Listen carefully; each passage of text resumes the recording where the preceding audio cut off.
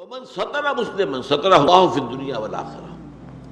اور جس شخص نے کسی مومن کی عیب پوشی کی، ایک عیب ہے آپ کی نظر میں آ گیا ہے، تجسس تو آپ نے نہیں کرنا، خود تو تلاش نہیں کرنا، خود جو ہے اس کے لیے آپ ٹوہ میں لگے رہے، نہیں یہ تو آ گیا، وہ میں نے آپ کو آیت سنا دی ولا تجسس۔ اب ایک چیز ہے آئی گئی ہے آپ کے سامنے، پردہ ڈالو، یہ نہیں کہ اس کا ڈھنڈورا پیٹ دو، اس کا جو ہے لوگوں کے اندر چرچا کر دو، نہیں، اللہ تعالیٰ کو یہ پسند نہیں ہے ان تشیع الفاحشہ، یہ کوئی شے جو ہے وہ شائع ہو جائے، پھیل جائے۔ اگر کوئی چیز ایسی ہے تو اسے رکھو اپنے پاس، آگے بیان نہ کرو،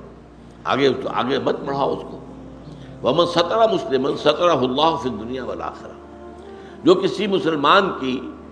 ستر پوشی کرے گا، عیب پوشی کرے گا، اللہ تعالیٰ اس کے عیوب پر پردہ ڈالے گا آخرت کے اندر، دنیا میں بھی آخرت میں بھی۔ دنیا میں بھی اللہ تعالیٰ نقد یہ بدلہ دے گا، آخر تمہارے اندر بھی تو کوئی عیب ہے نا،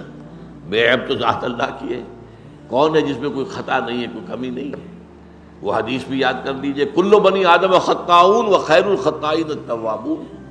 تمام بنی آدم نہایت خطا کار ہیں، ان خطا کاروں میں بہتر وہ لوگ ہیں جو توبہ کرتے ہیں، پلٹ جائیں، رجوع کریں، گناہ پر اصرار نہ کریں، ڈیرا ڈال کر بیٹھ نہ جائیں۔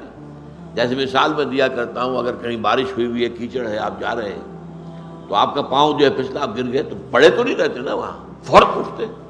تو جو لوگ بھی اس طریقے سے کہیں لغزش ہو گئی ہے نفس کی وجہ سے، کسی اور کوئی حالات جو ہے ماحول کے اثرات کے تحت آپ سے کوئی گناہ سرزد ہو گیا ہے تو فوراً توبہ کرو اللہ کی طرف۔ اور اس پر سورہ نساء میں فرمایا ہے کہ اگر فوراً توبہ کرو گے تو اللہ تعالیٰ کے ذمے واجب ہے تمہاری توبہ کو قبول کرنا۔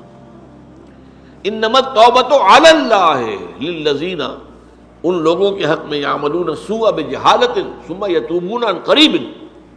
اگر بالکل جلدی فوری طور پر جو ہے جذبات کے رو میں کام غلط میں کر بیٹھا ہے، اللہ معاف فرما دے، تو یہ چیز جو ہے اللہ تعالیٰ پھر معاف کرنے والا ہے۔